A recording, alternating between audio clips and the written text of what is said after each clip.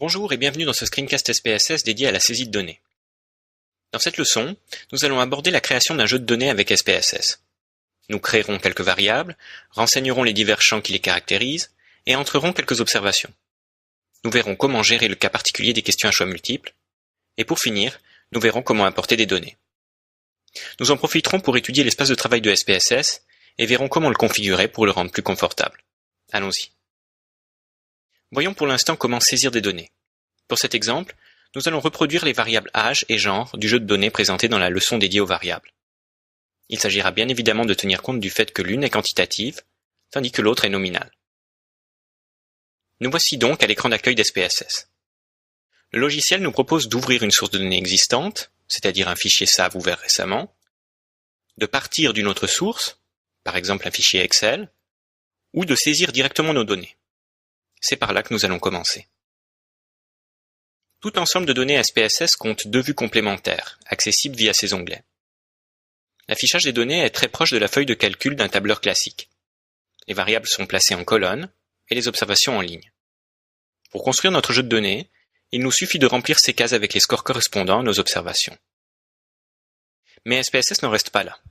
Via l'onglet Affichage des variables, il nous propose également d'ajouter des informations sur nos variables elles-mêmes en remplissant un certain nombre de champs. Certains de ces champs sont inutiles la plupart du temps. Nous allons donc commencer par les masquer pour faciliter notre lecture. Pour ce faire, une fois en vue Affichage des variables, il suffit de se rendre dans le menu Affichage et de cliquer sur Personnaliser l'affichage des variables. Nous retrouvons alors les différents champs présentés. Il vous suffit de les décocher pour les masquer dans votre jeu de données. Pour cet exemple, nous allons en décocher 5. Largeur, décimale, colonne, alignement et rôle. Il ne reste plus qu'à cliquer sur OK pour retrouver un fichier bien plus lisible. Les champs masqués concernaient essentiellement la présentation de nos données. Nous pouvions donc nous en passer facilement. Ceux qui restent sont par contre cruciaux pour toute analyse ultérieure. Nous allons les passer en revue en entrant directement notre première variable, l'âge de nos répondants. Pour chaque création de variable, la première information à spécifier est bien entendu le nom. Si vous travaillez avec des questionnaires, essayez de faire apparaître le numéro de la question dans le nom de la variable. Dans tous les cas, restez le plus explicite possible. Ici, je vais simplement mettre âge. Vous voyez que SPSS a profité de mon ajout du nom de la variable pour renseigner tous les autres champs avec des valeurs par défaut. Passons-les en revue. Le champ type contient des informations sur le type de score que contiendra la variable en question. Par défaut, SPSS propose un type numérique, mais je peux changer cette valeur en cliquant dans la case correspondante, puis sur les points de suspension à droite. SPSS propose alors différents types spécifiques, notamment un format date, ainsi qu'un format chaîne pour les données textuelles. Dans le cas de notre variable âge, le numérique est adéquat. Par contre, puisque nous sommes dans ce menu, nous allons supprimer les décimales de notre variable. Dans notre cas, les demi-années ne font pas sens et nous gagnerons en lisibilité. Le champ étiquette est destiné à recevoir des informations sur la signification de la variable elle-même. Dans notre cas, âge semble plutôt explicite, mais nous devons malgré tout renseigner ce champ, même pour y noter simplement âge du répondant. Pourquoi ? Eh bien parce que cette étiquette sera utilisée dans l'affichage des résultats de nos diverses analyses. Dans un graphique, l'étiquette pourrait devenir un titre.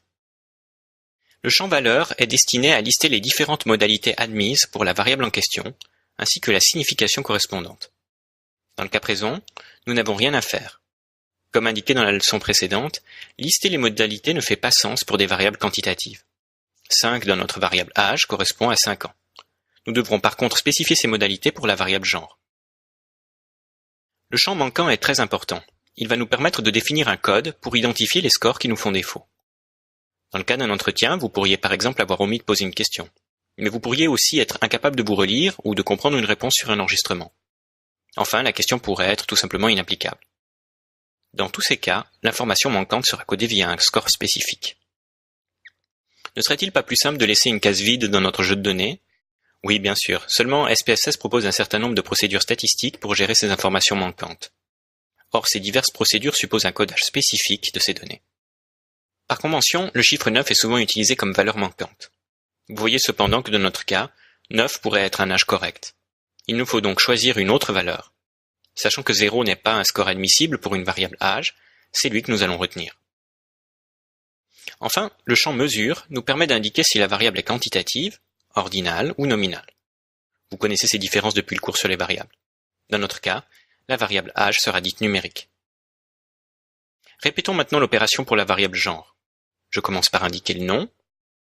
Je laisse le type à numérique, mais vais à nouveau supprimer les décimales. Pour l'étiquette, je vais spécifier genre du répondant. Puisque ma variable est nominale, je vais devoir spécifier les scores possibles ainsi que leur signification. Je clique donc sur les points de suspension de la case correspondante pour accéder au menu contextuel et y définir des couples valeur-étiquette.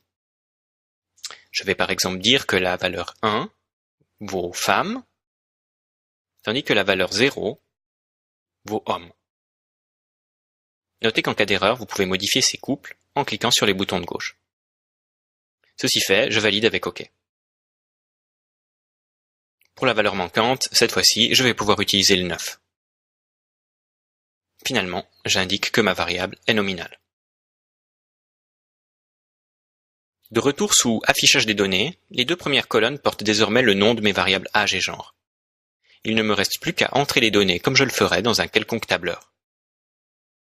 Je ne vais pas coder la variable satisfaction, mais je vous invite à le faire. Cela vous donnera une occasion de vous familiariser à SPSS et de répéter ce que nous avons vu. Une fois notre fichier constitué, il ne nous reste plus qu'à le sauvegarder. Par défaut, SPSS nous propose de l'enregistrer au format .sav. Mais vous pouvez également choisir de l'exporter dans d'autres formats, comme le .csv. Dans ce cas, toutes les informations contenues dans la vue Affichage des variables seront perdues. Vous savez maintenant comment saisir une variable, quel que soit son type. Il nous reste à envisager le codage des réponses résultantes de questions à choix multiples. Admettons que j'ai profité de mon enquête de soirée pour demander aux gens quel type de cuisine ils ont consommé. Sachant que j'avais mis à disposition des plats méditerranéens, mexicains et thaïlandais, mes modalités sont toutes trouvées. Je ne peux cependant pas simplement créer une variable type de mets avec 3 modalités. Une telle variable me permettrait d'enregistrer uniquement les personnes n'ayant consommé qu'un seul type de mets. Par contre, elle ne me permettrait pas d'enregistrer les personnes ayant consommé plus d'un type de mets durant la soirée. Pour résoudre ce problème, il me faudra créer non pas une, mais 3 variables, soit autant de variables que le nombre de modalités de ma question à choix multiples. Chacune de ces variables admettra 2 modalités, 1 pour la présence, 0 pour l'absence. Un répondant qui aura goûté à tout aura donc un score de 1 sur les 3 variables, comme dans la première ligne de notre tableau. Nous avons vu comment créer un fichier sous SPSS. Il peut cependant arriver que vos données soient déjà codées dans un autre logiciel, par exemple sous Excel. Dans ce type de cas, SPSS autorise une importation. Pour importer des données sous SPSS, il vous suffit de vous rendre dans le menu Fichier, Ouvrir et de sélectionner Données. Par défaut, SPSS vous propose d'ouvrir un fichier .sav, mais vous pouvez tout à fait choisir un autre format en utilisant la liste déroulante. Pour cet exemple, je vais choisir le format Excel et ouvrir le fichier correspondant à mes données. Comme vous pouvez le voir, le fichier en question est très simple. Le nom de la variable en première ligne, puis les différents scores.